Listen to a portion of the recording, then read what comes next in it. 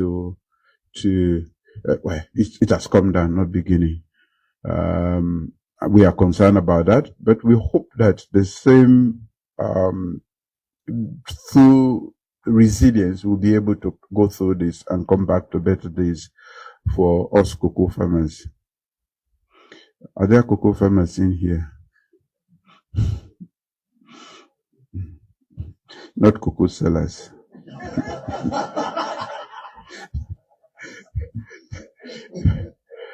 As I speak today, farmers now have better access to seeds, technologies, and also financing.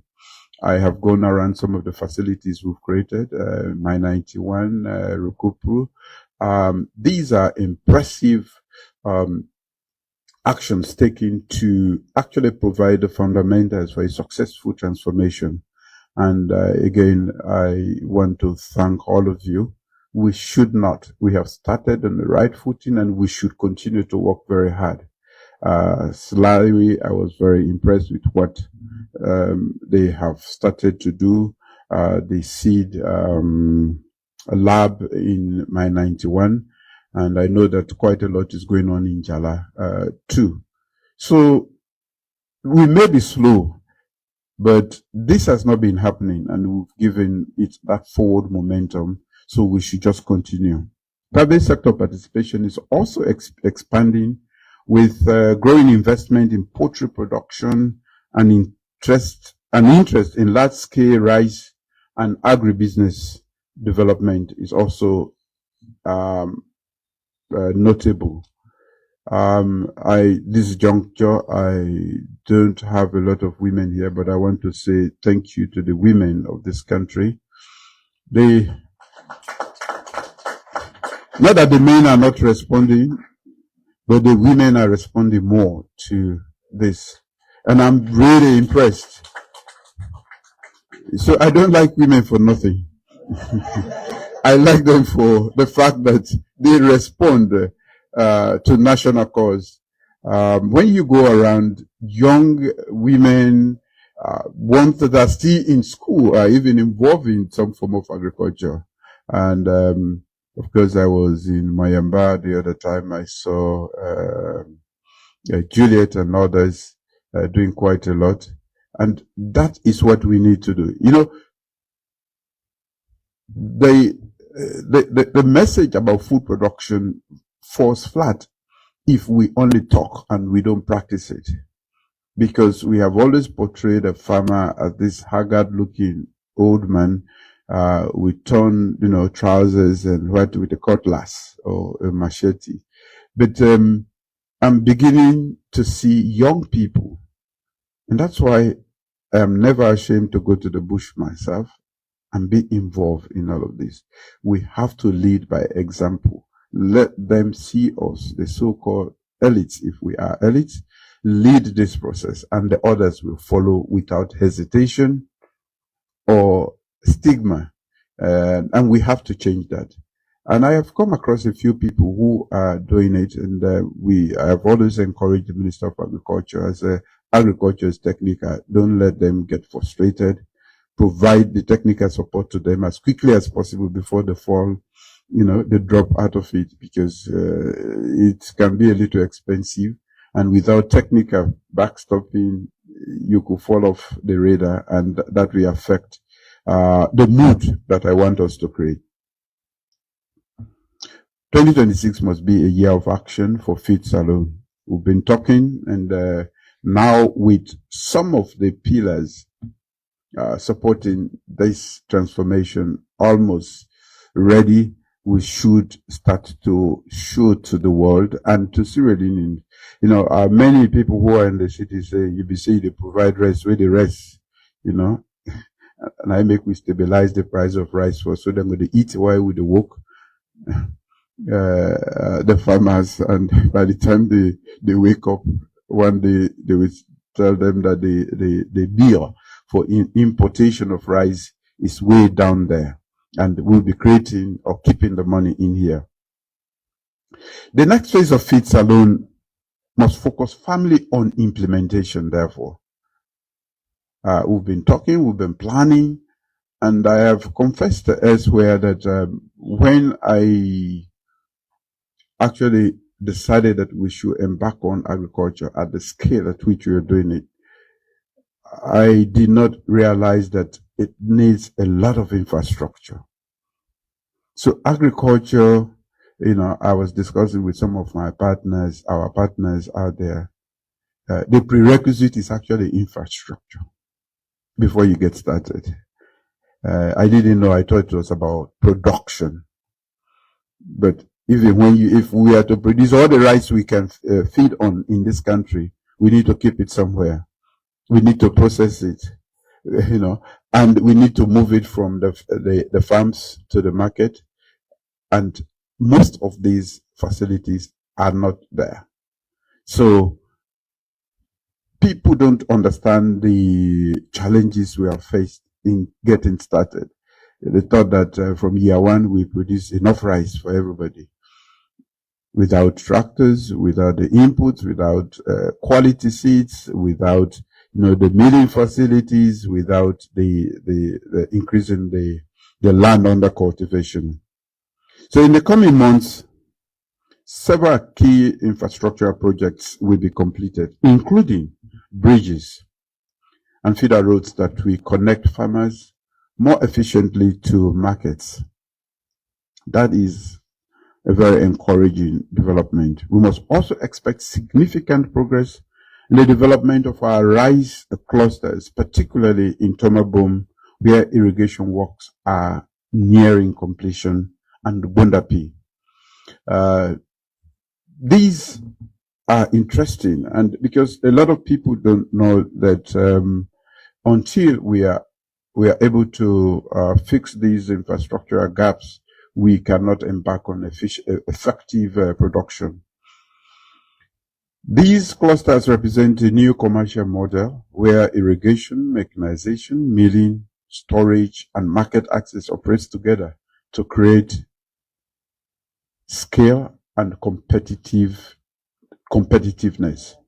So I'm happy, and I was very pleased to one of the paramount chiefs said, since you chose Tomabom as a site, this in our whole history, this is the first time we have seen the minister visit here 17 times.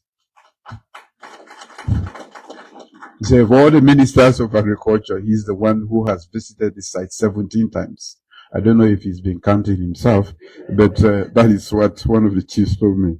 I'm encouraged that he's providing leadership, and let's make this sacrifice for our nation. We should not be importing rice.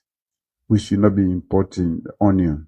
We should not be importing maize for those producing for poultry feed. I know that a lot of people, that's another interesting development, Mr. Vice President. A lot of people are involved in poultry, and we need a critical mass of technical people to help them, really encourage them so they don't make mistakes or they don't get into challenges that will kill their zeal. I noticed again, the women, I think, are leading. I don't have the data, but I hope the men will take this challenge more seriously and stop clapping just for the women.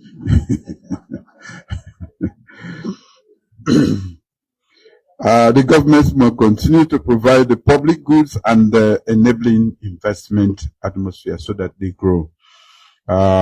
Infrastructure, sound policies, efficient allocation of resources remain essential. The little that we have, we try to share, but attend to competing needs. A lot is needed at the beginning, mechanization.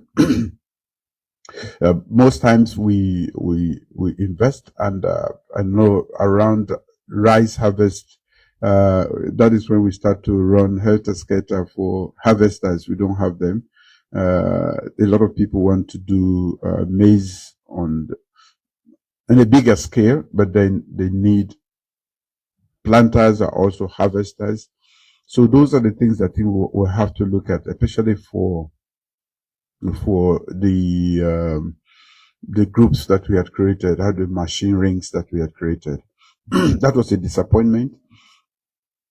The machine rings, they've not been, I think it was not properly conceived, and it has not produced in a lot of areas the desired results. These tractors, I know, can take over 20 years if you maintain them, but they are not doing up to 5 years here because of how we care for them. That is something that we can't keep buying tractors every year. They are quite expensive, but again, we can't take on the challenge successfully to produce enough without mechanization. So it is incumbent upon us to find a way to fix this and we maintain them so that they can do the work that we have to do. For a farmer, every farmer should have a tractor. That's the truth. It's our Mercedes-Benz, in the farm. It does quite a lot. Not only, to help plow and to move even things in the farm. We should be able to use them. I can see then they put the music cassette inside the trailer, then they move them from one village to another for good dance. I'm not saying they should not dance, but we can use the tractors for better things. So we will continue to engage our private sector partners through investment promotion and targeted investment. I know a few people who need support in this, sector. A few private sector partners have done quite well with the little they have, and they've demonstrated that they can do well.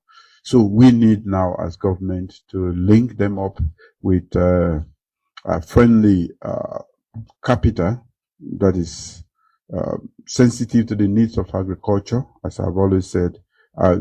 Especially, I think I'll be talking about the Agricultural Development Bank, one that we support agriculture. You can't give me money today and 2 months later you come when I have not my seeds have not even germinated. If I'm a cocoa farmer and then you want me to start paying on that loan, it doesn't work like that. So an agricultural development bank, we understand the need of the sector and make sure that we don't only provide but also expand agricultural insurance that we help reduce risk, because it can be a risky thing. If the rain, decides not to come this year, we have the Minister of Climate Change. Maybe they have the technology to help us make sure it rains all the time. That is the technology we don't do. We are producing ones that kill us, and not the technology that we. But the last time I remember that technology was used in the UAE, it rained until they had nowhere to stand. Even the airports were all. Yes, they actually, how do they call it? Cloud seeding. They shoot something in the air, and the rain that was coming was pouring. And they did not have the infrastructure to cope with the drainages. From that time now, they themselves, they pray because they are very close to the Kaaba. They pray rather than use technology. I also want to say that what we produce should increasingly be processed locally, because it provides jobs and marketed locally. We have to do that, and of course, we still have room to feed, so we should consume that. But we should make sure that along that value chain, Sierra Leoneans are championing the different stages. We need to make sure we do that. Policy reforms are also producing results, and that are encouraging. In poultry, we are seeing strong investment interest and expansion in production. And the similar momentum is emerging in rice sector with Jamje and others, really craving to do more with the limited resources that they have. And we continue to look at, I think we are beginning to get our heads around providing financial support or linking them up. Work is also advancing towards the establishment of a cocoa community board, commodity board. We started, and we are getting support from Ghana, who are willing to share their experience. That is meant to strengthen governance in that sector and to improve foreign exchange retention. Although I was told that, in fact, for cocoa, we are actually repatriating a huge sum of it. That is data that came to me that surprised me, actually. So, ladies and gentlemen, agriculture cannot go on without data, technology, and innovation. That is the only way we are going to produce at scale. That is the only way we are going to be competitive and make the farmers to also realize we are living in a global village, and therefore we must be competitive. If you are producing rice still at 1 or 2.5 metric tons per hectare, then you cannot compete with those producing at 6-7 tons per hectare elsewhere. They can still ship their rice, and they are better in terms of pricing. So we have to use the technology and data, and that is where Slurry comes in to help us. We are going to, we have challenged them, and they are coming up with new varieties, and we hope that we'll be able to rise on that scale.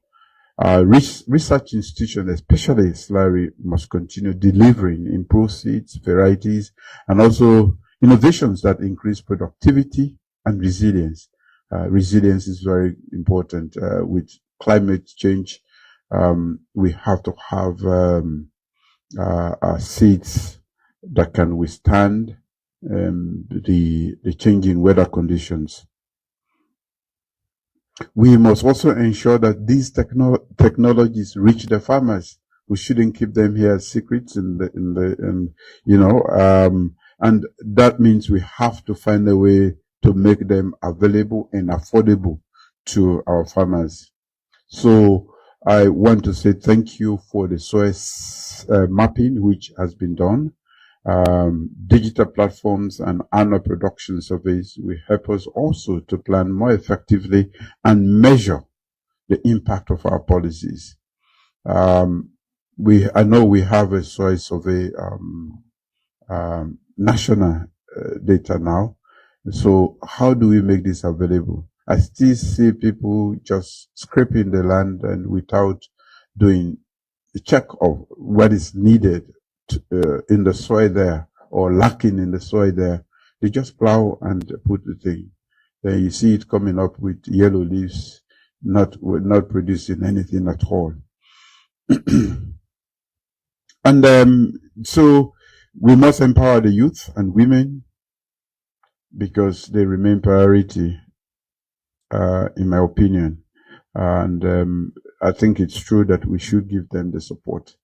The Youth Agripreneurship Innovation Center I mentioned earlier in Jala will be completed this year.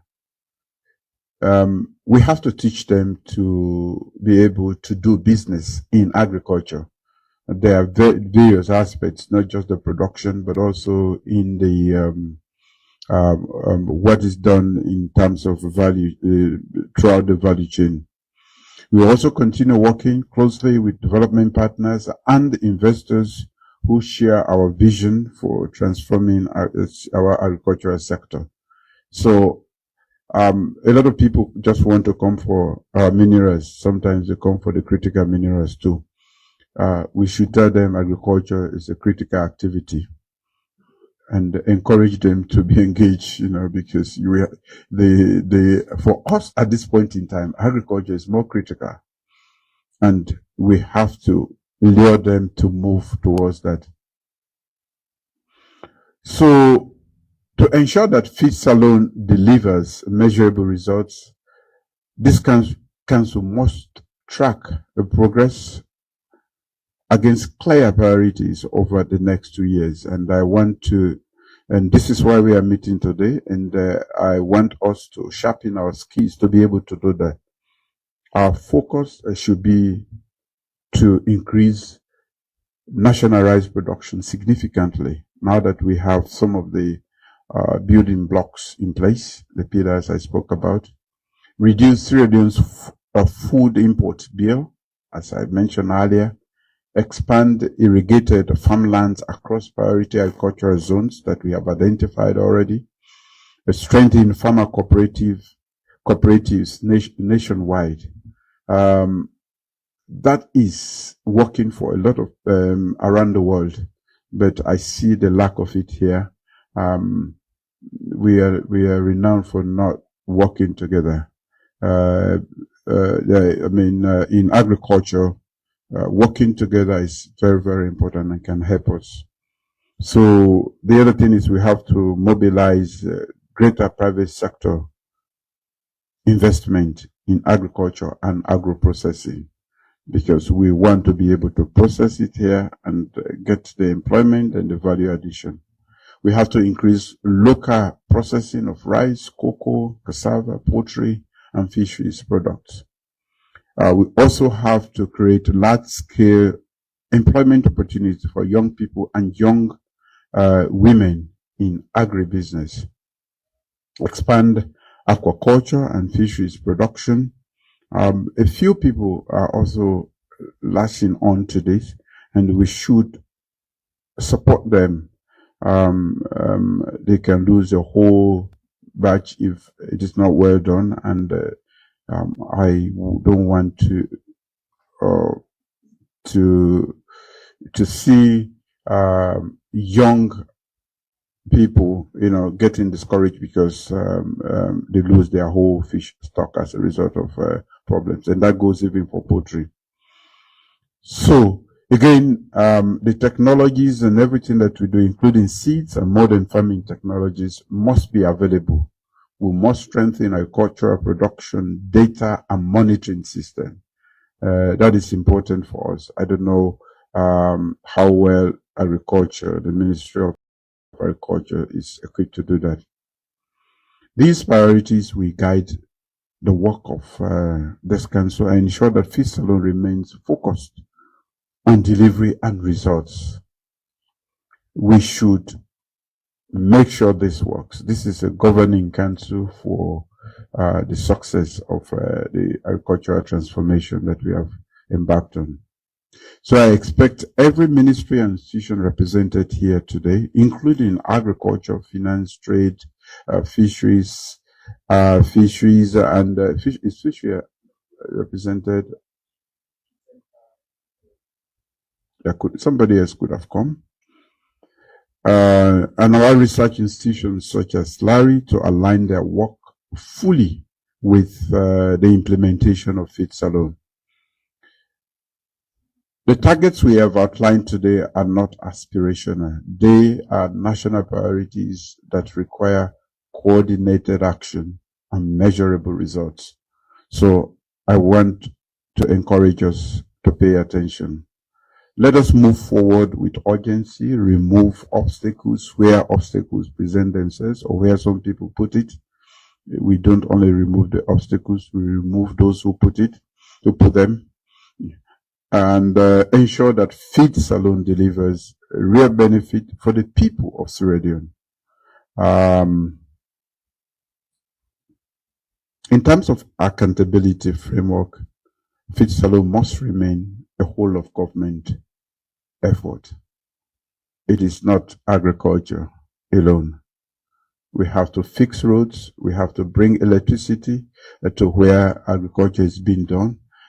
We have to make sure that there are health facilities where we are doing the agroecologies that support mass production, that around those facilities or clusters we create the necessary health conditions that can deliver health care to our people. every ministry, department, agency represented here must treat this program as a national priority. We are not saying that other activities in other ministries are not important. We are only saying that we are only sitting here now because we've had breakfast today and lunch.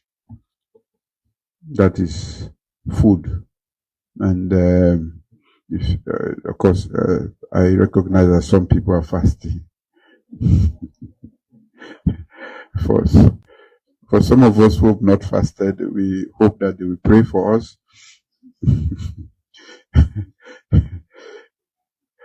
So our responsibility is not only to plan, our responsibility is to deliver.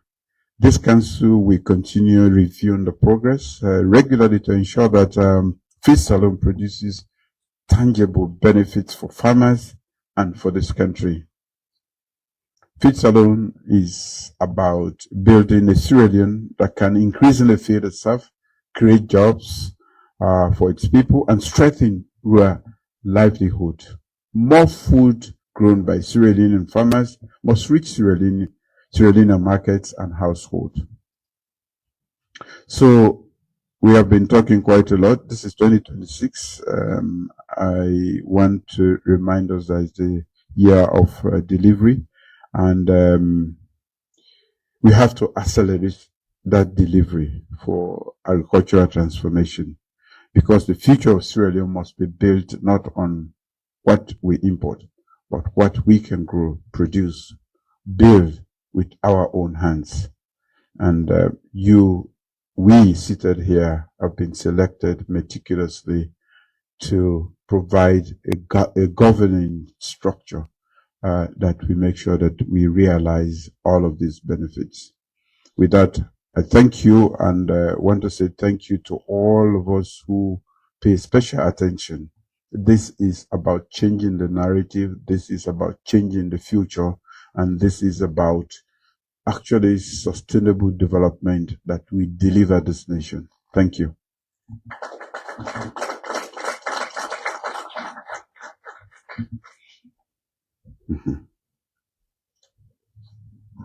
Thank you very much, Your Excellency, Honorable Vice President, Chief Minister, colleague ministers, and fellow members of the Presidential Council. I would like to thank His Excellency again for that speech. In fact, what the speech has done is actually really go through a lot of what I have on the slides that I'm about to show.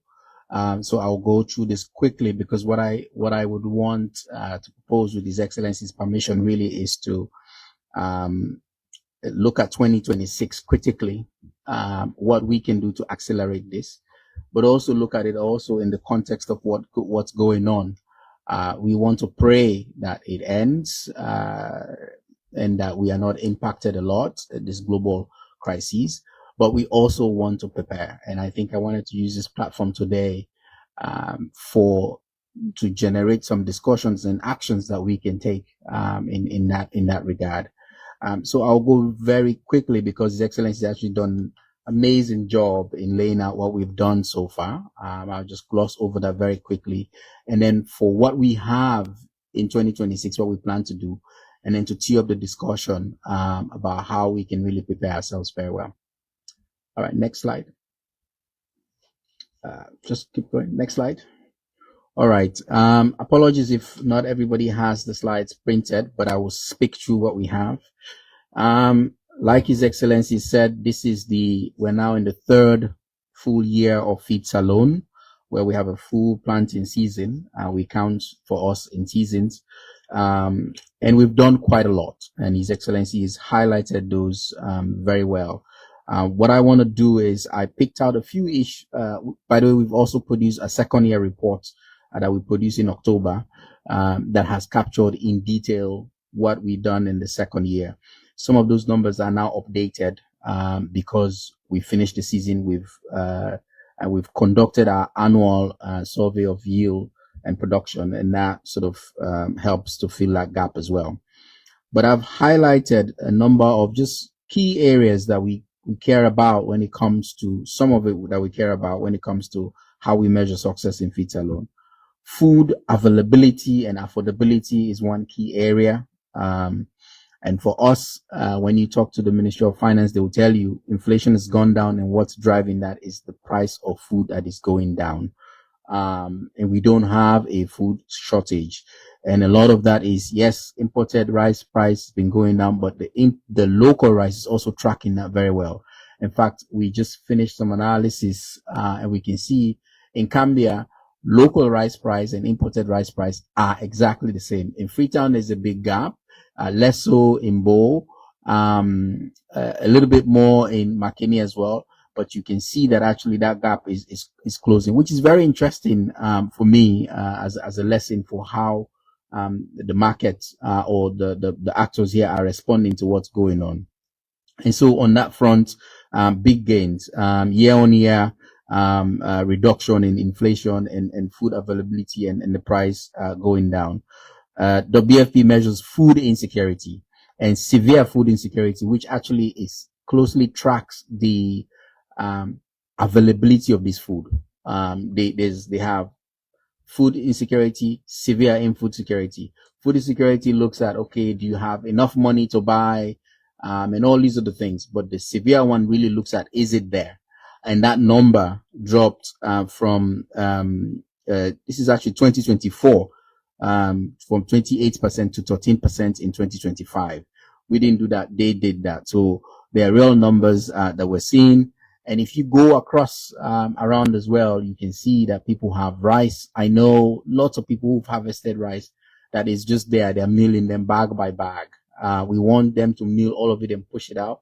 But in these communities right now, as we speak, this food is available. We have reduced importation of our import bill for rice, for onions, for eggs. We got the final numbers for the year.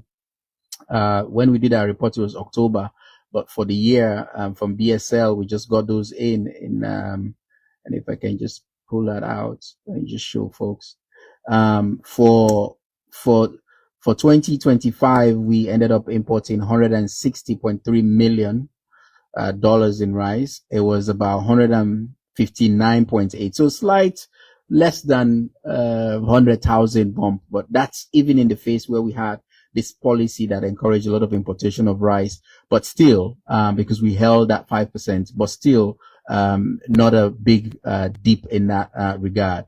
From eggs, we had 2.1 million that dropped. We had 3.7 million that dropped to 2.1 million importation. Onions, from 2.7 million that dropped to 11.6 million in importation.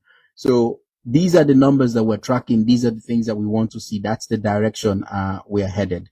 And so on those fronts, we're seeing good progress. Cocoa, we did amazing last year. Obviously, that's tapering off now because the price has fallen from 11,000 to now it's 3,300 or so, even the last time I checked, metric tons. But we exported about $107.8 million in cocoa. And surprisingly for me, the number for coffee, which was surprising, was 11 million. I didn't know we were doing that much in terms of export for coffee. So, but these are numbers from BSL that we got. I talked about making sure that the food that we're producing is ending up in households.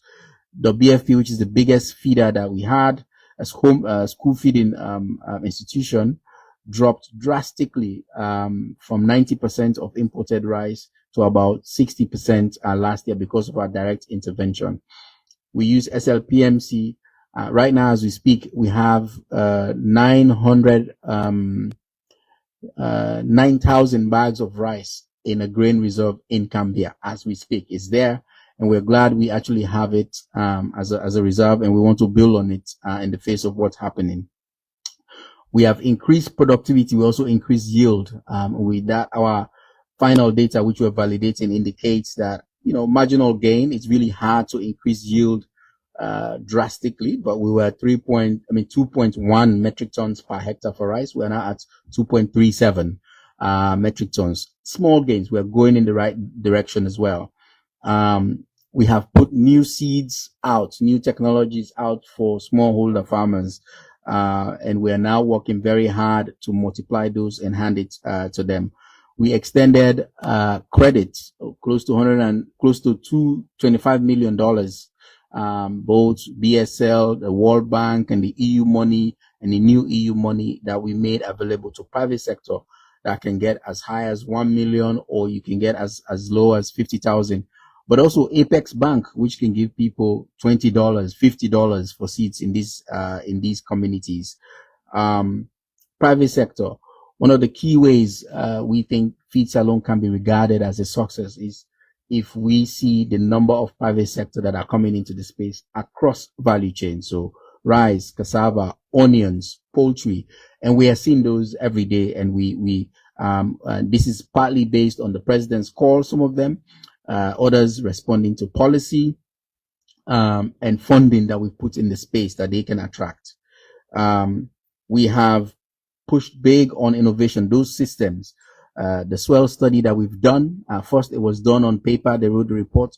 We've worked to put them to a digital format, and we're working even to make it even more accessible and add that with AI so that it can be predictive.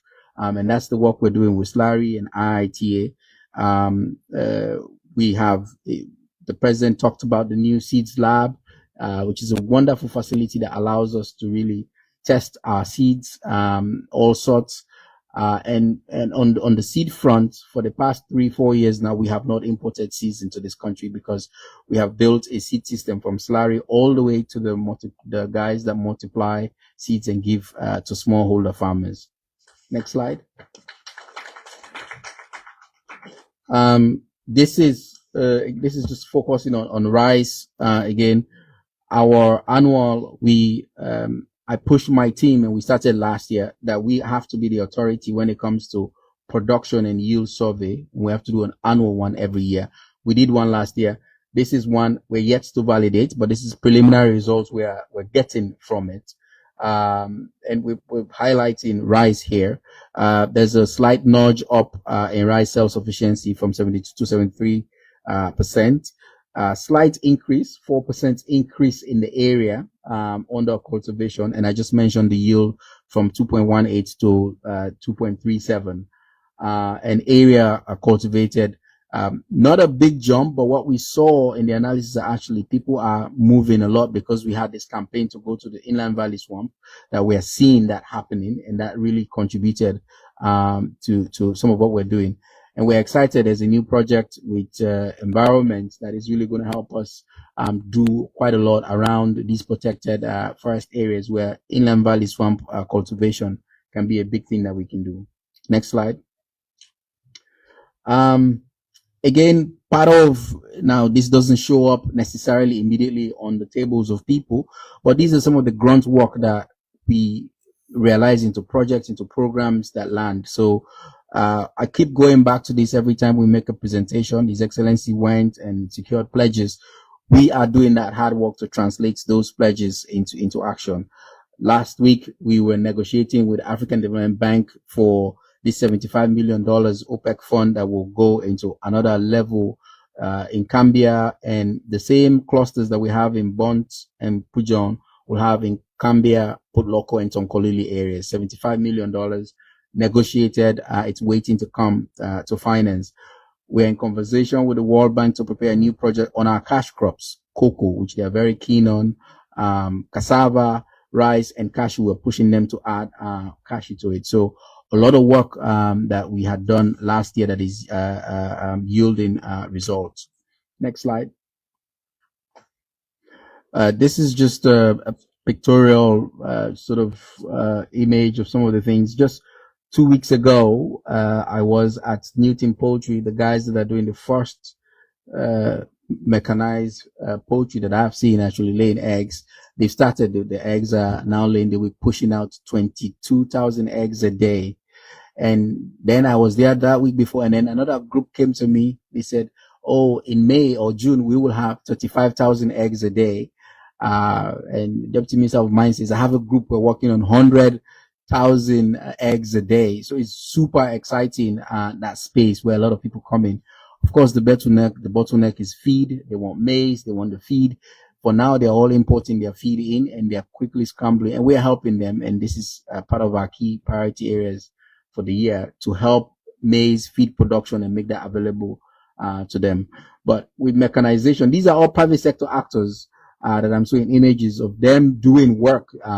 Young people bringing tractors in because we set up a credit facility. In Tomabom, big rice farmers doing real highly technical stuff, bringing all their machines that you need to do large scale rice production there. The first ever commercial grade poultry feed done.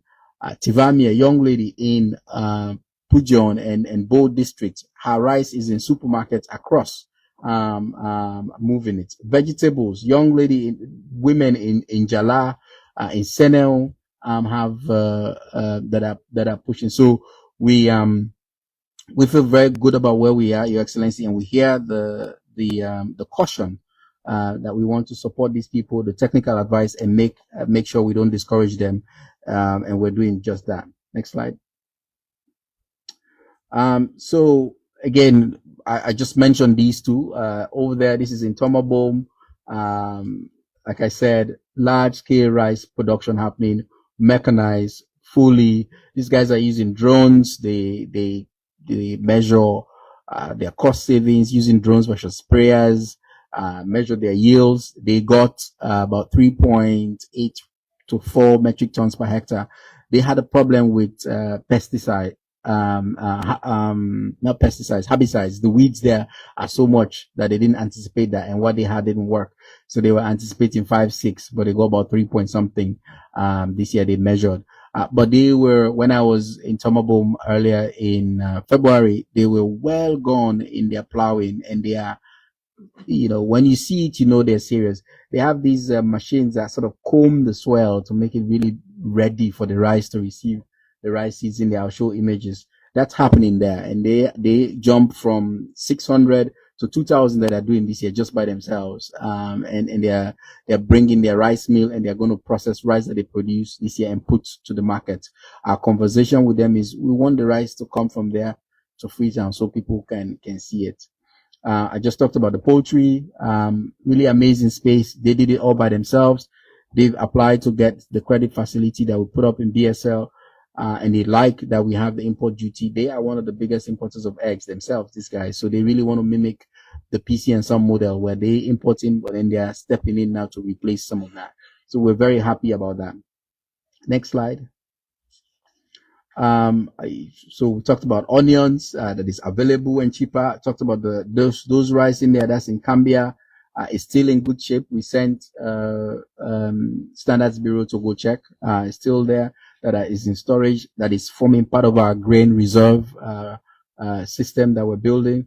Of course, His Excellency commissioned those 2 bridges where we will do more, the other 2 this year as well, on the infrastructure front as well. Next slide. So this is a very, very high level of just to give you a taste of what we had done up till now, and His Excellency did a better job at even highlighting some of these things. And we have our reports for 2025. We want to focus on 2026 and really build on these gains. And as I urge my team, as much as possible, make them irreversible, because we should do as best as we can to make sure some of these things that we're doing, whether we are here or not, we're going to be here, but that the next time we are going to be here, but we continue building on that. So 2026, it's a year of action, as His Excellency had declared, and our drive is really in that direction as well. This is that image there is in Tomabom. This is how these guys, this was 5 weeks ago when I was there. They started their plowing already, and across the field, that's how it looks like. It's beautiful. Those are birds flying, eating the bugs that when the land is being plowed. Next slide. So what do we want to land in 2026? Infrastructure, we will continue to build on that. His Excellency mentioned that it is a prerequisite and is number 1 for us. These rice clusters that we're doing, we will land and complete those. The Agricultural Development Bank, we will land that this year. It's a key part of what we want to do. The cocoa board, we'll have a discussion on it. That's also a key priority that came up before just this year, and that we will push on it. And then those systems that will help transformation, whether it's the swells, whether it's nutrition work, whether it's farmer registration, whether it's weather data for insurance, all of those things we will push on this year. And we have a new project on livestock. We will land, I'll highlight key things that will land from that project that this year. This year, we want to prioritize this youth incubation or innovation center in Jala. We will complete that, we will furnish that, and we'll make that functional, and we will use it to continue to train and bring and give that technical expertise that is needed for these young people that have come to the space, and that this becomes a place that they come and engage and continue to push that. And of course, we'll continue to create incentives for private sector. Next slide. Modern infrastructure. So we'll complete 420 kilometers of feeder road this year in 8 districts. Some of them include bridges that are, they're not like the ones that the president launched, but they're, the one that I went to in Kono just 3 weeks ago. This one place, the people said for half the year is closed because the only bikes can go through, no cars can come. You have to bring your goods, they load it and all that. And we are building the bridge at the bottom right there. It's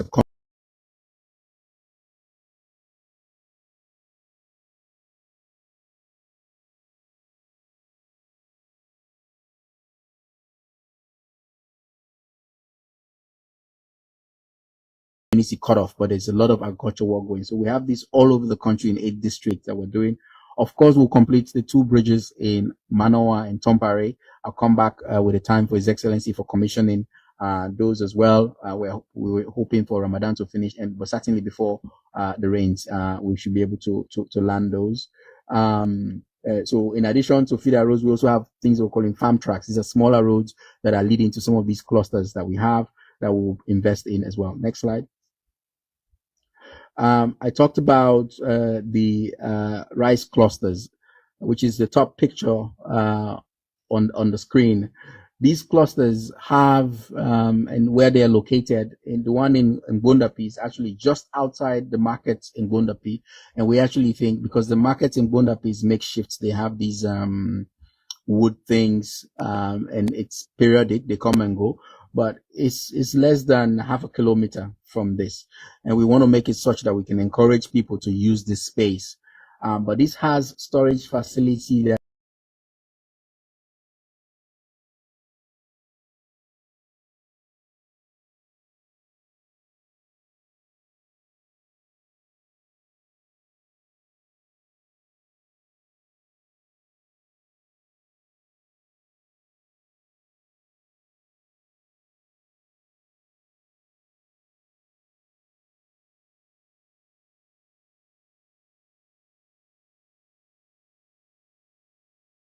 Can be, I think, 2 storage facilities for grain and paddy, up to 1,200 metric tons. And then it will have different scales of rice mills, including one that can polish as well and bag.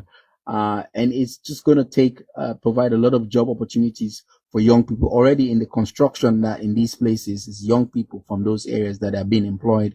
And there are 4 sectors of irrigation happening. This was my last visit. They've done quite a bit now. This is about 6 weeks ago. There's some improvement. It's slow, but on 1,000 hectare, I'm hoping this year, and we'll put pressure on the contractor that we can get 1,000 hectare done, so that by the time dry season comes next year, we can say we're not only doing rain fed, but we are also using irrigated rice production on 1,000 hectares of those in Tomaboom. Next slide. It's an exciting place. It's just outside the Jala campus. Has beautiful facilities for training. 2 beautiful classrooms. Bottom right there is one of the classroom conference centers. It's got fish ponds. It's got poultry. It's got processing. It's got small ruminant space. They can do IVS training. There's even for women sort of a daycare space if you have a child, and so that they can participate in all of that. This is nearly ready. We are now doing landscaping and bringing in basically the fish, the poultry, and all of that. And this is a space that we feel really excited about. And I think the model we want is for young private person to feel like they're a CEO that can make this be a business that they can run, they can transform it. It's not going to be something that we say, oh, we give to the university or some Ministry of Agriculture director. We want a young person that says, I am a CEO in agriculture, I can run this, or there are power businesses that we can run in that space. We will put that up and see if we can get young people that are dedicated in this space to manage. Next slide. Access to finance. This is a big priority for us this year, and Your Excellency, we've done quite a lot of work already. At the beginning of the year, we met Ministry of Finance, BSL, and myself, and we have a draft policy that we will bring to cabinet that will pave the way for establishing the Agricultural Development Bank. We've been a long conversation with BSL to allow for the legislation and regulation to make this happen, and we've pretty much cleared the way, line by line, going through what it is that we'll do with finance, with BSL. We've also requested now OPEC fund, who will provide the seed money to come for a mission, and they've planned that. We've requested the 50 million to seed this bank, and work is progressing on this, and we'll continue to do our best. We'll bring the cabinet paper here. From then on is designing the actual product to make the bank work. We looked at the previous investment bank that was passed in cabinet here, and the differences, and all of that. Ministry of Finance provided guidance and helped us really shape what this could look like. So this is something we believe, if we keep pressing as we're doing, we can land this year, working with our partner OPEC fund to prioritize this, which we've already written a letter, and they are here. They'll be here for a mission very soon to make that happen. You mentioned insurance. Part of what we want to do is, people, you can go to a bank and get a loan, but if the person giving you a loan doesn't believe that there's risk and you're not covered, then they will be hesitant. They ask for lots of things that make it really harder for people, which is why we think insurance has to be a big part. Last year, we piloted the insurance scheme with money from EU and UNCDF. We got some results. We want to scale that, and we're working on the policy around that as well. And we believe this is really something that government can put some money in for farmers that are just tippy-toeing into the space, but love it and have tried it and want to go get some loan from a bank. That will give a bank comfort. If I go take a loan and I have insurance and I know if there's flooding or drought, I can get some premium and allow me to pay, the bank will give us that money. So it's a big part of what we also want to add to not just the bank, but also have insurance to go with it, to make it, to give that system, that loop, to sort of close it in a way. Next slide. We talked about the cocoa commodity board. This came earlier this year when I co-presented with Ministry of Trade, what we can do with our cocoa. And Your Excellency, myself, we were quite surprised when we dug deep into the numbers around repatriation, and it hovers around 60%, 70% or so, which there was a 30% requirement. So that surprised us, but we still found, and we've done quite a lot of work now. I've gone and engaged cooperatives in all the three areas, Kenema, Kaila, Kono, worked with the chief minister to meet with the exporters, worked with the regulators. We've done quite a lot of work, and we have some models that we propose to maybe bring this to the economic management meeting, how to move this forward.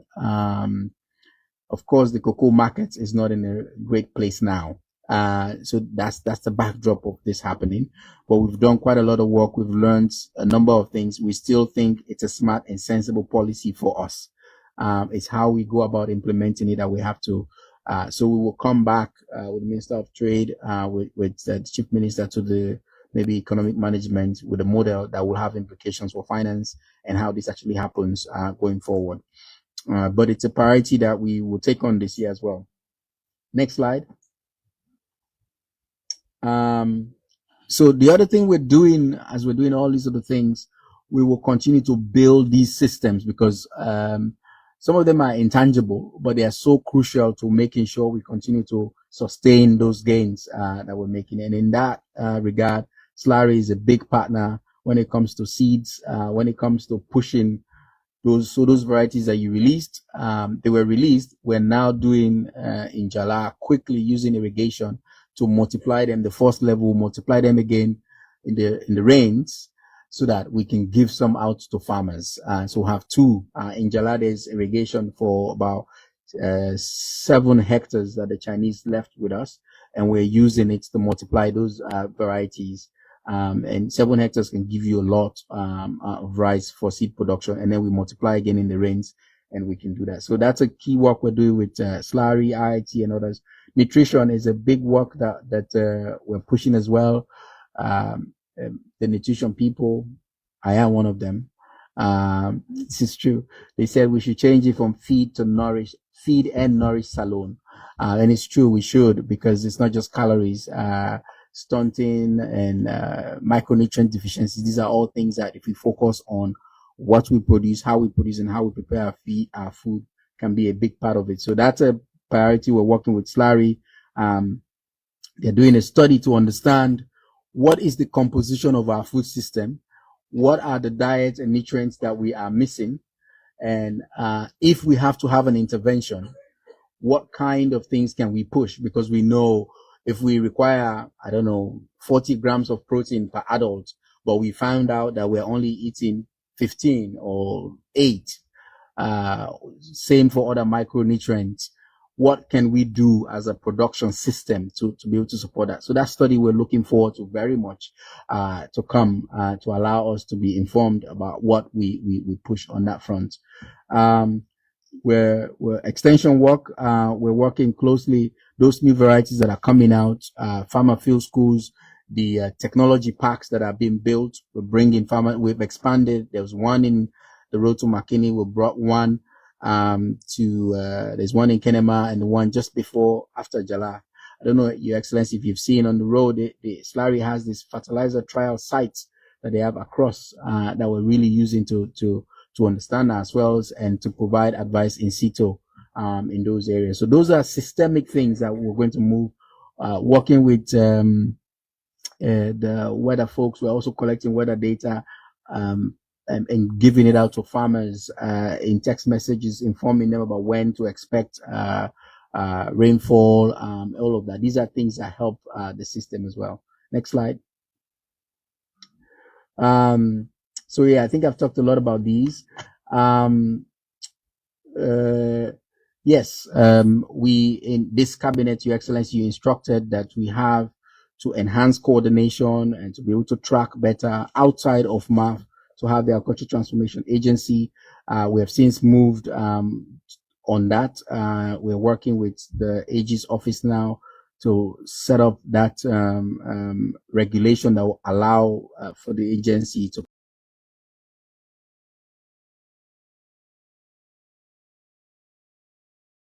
come into being and operate. Meanwhile, we have the ATO where we have funding from AGRA, where there's staff that are helping to sort of do the kinds of things that we want the ATA to do, and we're learning lessons from it in terms of how do they work with civil servants, salaries and benefits, how do you motivate them? So that's something that is also ongoing.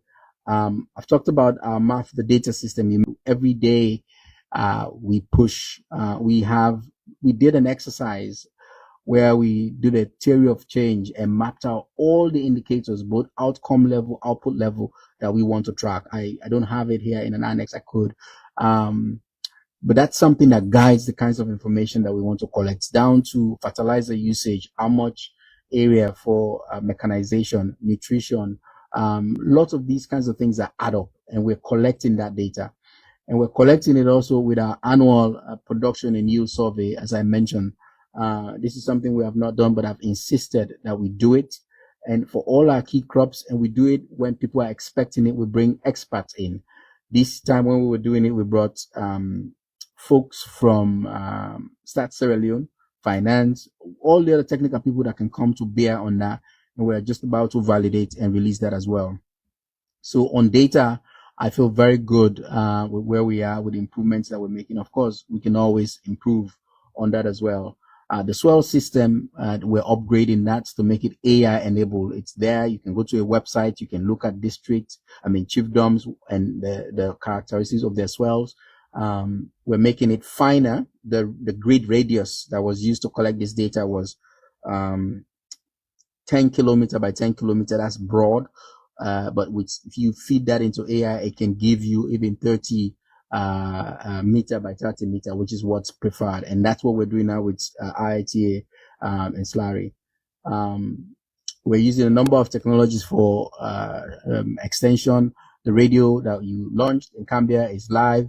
We're working very hard to bring it in Freetown. I think it's in maybe 10 or 8 district, not yet in Western area, but I go on it almost every 2 weeks. And every time I'm out there, we engage. And we're using IVR as well to be able to use cell phones to push message to farmers. These are all systemic things that will support sort of the growth that we want to see, that we're investing in and will continue to do. Next slide. The farmer registration, we've talked about this a lot, but we're finally getting there, almost there. We've built now the system for it. This is one that will be linked to the NIN, the unique identifier. We have an MOU with NCRA now. They've signed up. We can access their server, but we also have a fingerprint enabled part of this process that will allow us to really identify farmers, so that if we want to do large scale interventions, this can happen. The system is now built. They will start going out to collect the data, registering farmers by the end of this month. Next slide. I mentioned that this livestock project started. What will we do this year? What will it land? Part of it is poultry is a big part of it. The infrastructure, the animal health system is a big part of it. Maize production to support is a big part of what we're doing, and building grazing land to avoid this crop and livestock farmer conflict.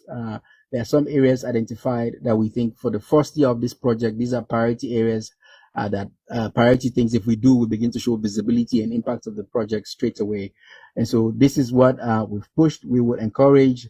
There will be some support schemes also for folks that are either feed processing or already have a small poultry they want to expand. These are all things to just give flexibility for us to do things. That's what we have for that project for this year.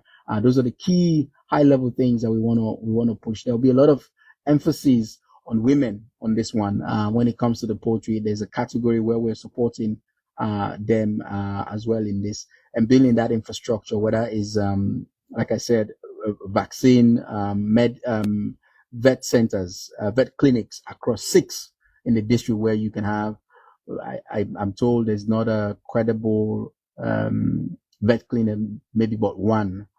People bring everything from Guinea and elsewhere. So we want to distribute across the district 6 of these. So we think that would add quite a lot to the space. Next slide. In terms of cultivation, from government, this is government and project. These are the numbers. And I think I will tee up the conversation from this about in light of what we have going on. So rice, 17,000 hectares is what we hope to do. This is combined governments, which, well, for now, the pet form that we had sent long before was to do 5,000 from the cluster development. But I want us to revise that in light of this, and that will be really part of the key points of conversation for us. Cocoa, every year we've been doing 3,000 hectares. We'll do again this year. Onions, this is just project. This is not with what the private sector is doing. This is what we're doing. Maize from us, and there are a lot of people involved in it, and other crops, cassava. These are sort of directly from us, but our yields and production survey will tell you that what's been done in the country is way more. This is just directly what's under our influence that we hope to do this year. Next slide. Yes.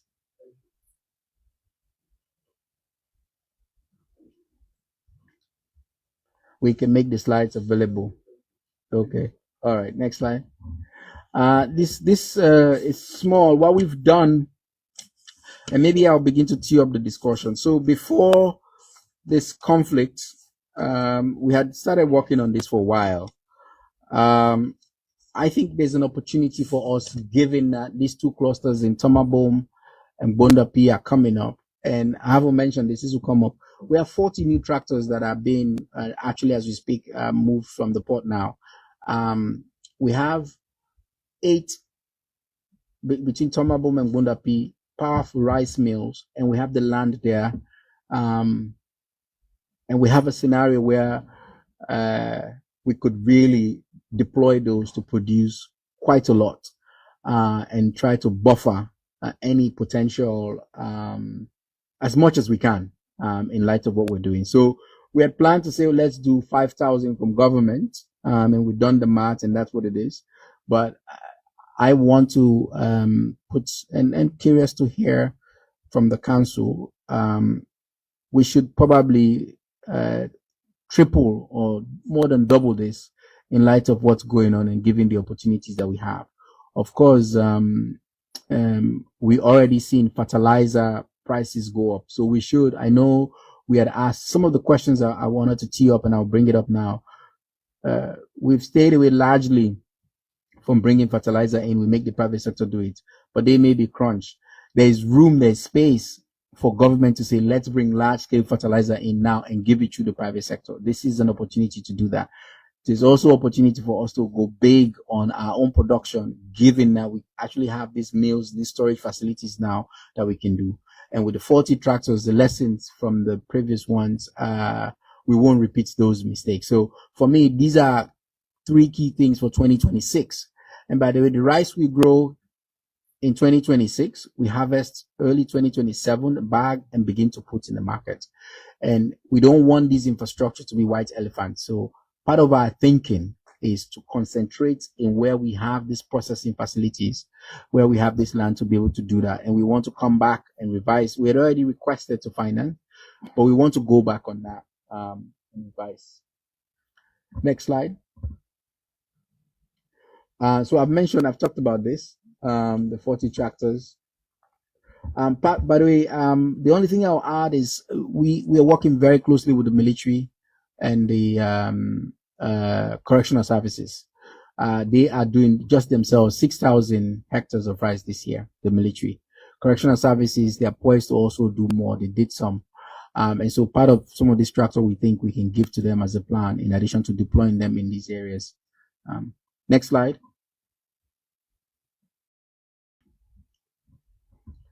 I'll stop here.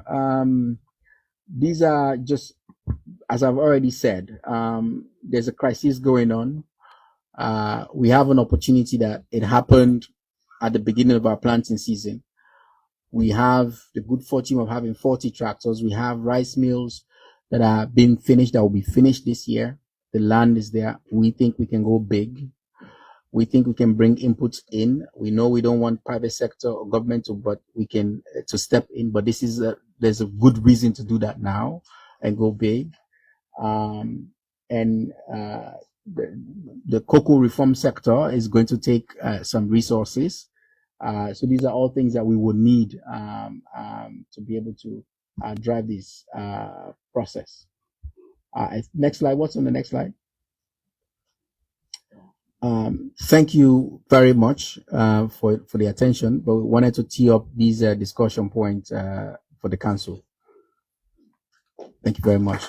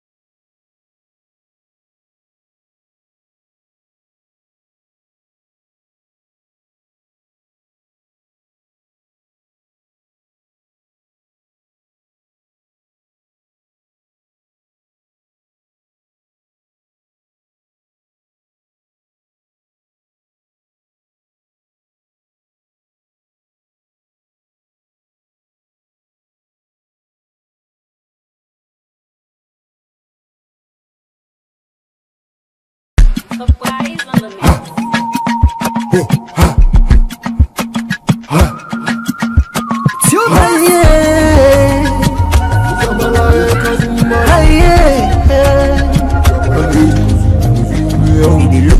the news we dey around, log into Liberty TV online. Positively we bring the change. They get the masses involved. Staff them everywhere. We climb the mountain just to get the news. That's the backdrop of this happening. But we've done quite a lot of work. We've learned a number of things. We still think it's a smart and sensible policy for us. It's how we go about implementing it that we have to. So we will come back with the Minister of Trade, with the Chief Minister to the maybe economic management with a model that will have implications for finance and how this actually happens going forward. But it's a priority that we will take on this year as well. Next slide. So the other thing we're doing, as we're doing all these other things, we will continue to build these systems because some of them are intangible, but they are so crucial to making sure we continue to sustain those gains that we're making. And in that regard, Slurry is a big partner when it comes to seeds, when it comes to pushing those varieties that you released. They were released. We're now doing in Jala quickly using irrigation to multiply them. The first level, multiply them again in the rains, so that we can give some out to farmers. So we have two. In Jala, there's irrigation for about 7 hectares that the Chinese left with us, and we're using it to multiply those varieties. And 7 hectares can give you a lot of rice for seed production, and then we multiply again in the rains, and we can do that. So that's a key work we're doing with Slurry, IIT, and others. Nutrition is a big work that we're pushing as well. The nutrition people, I am one of them. This is true. They said we should change it from feed and nourish salone. And it's true, we should, because it's not just calories, stunting and micronutrient deficiencies. These are all things that if we focus on what we produce, how we produce, and how we prepare our food can be a big part of it. So that's a priority. We're working with Slurry. They're doing a study to understand what is the composition of our food system, what are the diets and nutrients that we are missing, and if we have to have an intervention, what kind of things can we push? Because we know if we require, 40 grams of protein per adult, but we found out that we're only eating 15 or 8, same for other micronutrients. What can we do as a production system to be able to support that? So that study we're looking forward to very much to come to allow us to be informed about what we push on that front. We're extension work. We're working closely. Those new varieties that are coming out, farmer field schools, the technology parks that are being built. We're bringing farmer. We've expanded. There was one in the road to Makini. We brought one. There's one in Kenema and the one just after Jala. I don't know, Your Excellency, if you've seen on the road, the Slurry has this fertilizer trial sites that they have across, that we're really using to understand our swells and to provide advice in situ, in those areas. So those are systemic things that we're going to move, working with, the weather folks. We're also collecting weather data, and giving it out to farmers in text messages, informing them about when to expect rainfall, all of that. These are things that help the system as well. Next slide. So yeah, I think I've talked a lot about these. Yes, we in this cabinet, Your Excellency, you instructed that we have to enhance coordination and to be able to track better outside of MAF, to have the Agriculture Transformation Agency. We have since moved on that. We're working with the AG's office now to set up that regulation that will allow for the agency to come into being and operate. Meanwhile, we have the ATO, where we have funding from AGRA, where there's staff that are helping to sort of do the kinds of things that we want the ATO to do, and we're learning lessons from it in terms of how do they work with civil servants, salaries and benefits. How do you motivate them? So that's something that is also ongoing. I've talked about our math, the data system. You